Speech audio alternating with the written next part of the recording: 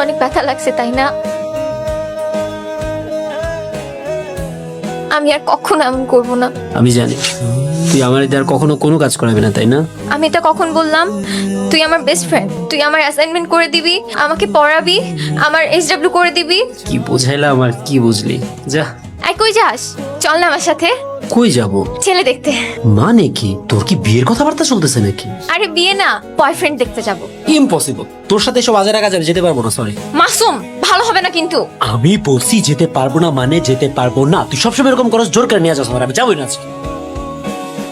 আচ্ছা, তোমার কেমন ছেলে পছন্দ? হ্যাঁ, আমার পছন্দ একটু ভদ্র, সিম্পল টাইপ একটা ছেলে, যে আমাকে একটা তো চকলেট দিবে।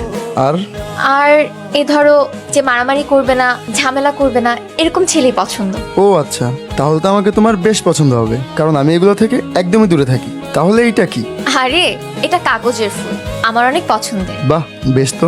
তোমাকে কি কেউ বলেছে তুমি দেখতে অনেক সুন্দর? আচ্ছা, এই সরিষার তেলের গন্ধটা কই থেকে আসতেছে? কই না তো। না না, আসতেছে, আমি শিওর এটা আমার খুব অপছন্দের। এটা কি তোমার চুলে থেকে আসতেছে? কই না না না।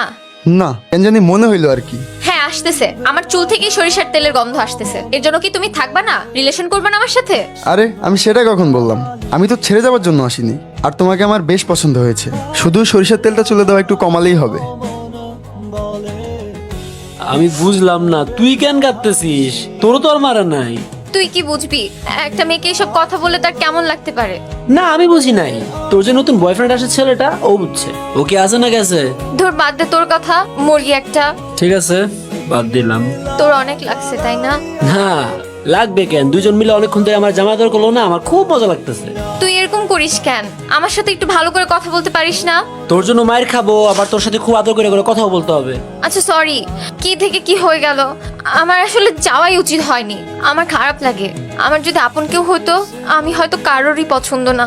আমি আর 10টা মেয়ের মতো স্মার্ট না, ভাবছি ওদের মতো ড্রেস পরলে আমাকেও কেউ পছন্দ করবে। একটা মানুষ কি সব দিক দিয়ে পারফেক্ট হয়? কোন সময় কোন গেট আপ নিতে হয় আমি বুঝি না। আমি সবাইকে দেখি, কিন্তু চাইলেও ওদের মতো হতে পারি না। আবার যে আমাকে পছন্দ করে তার অবস্থা তো দেখলি, হয়তো আমার ভাগ্যেই কেউ নাই।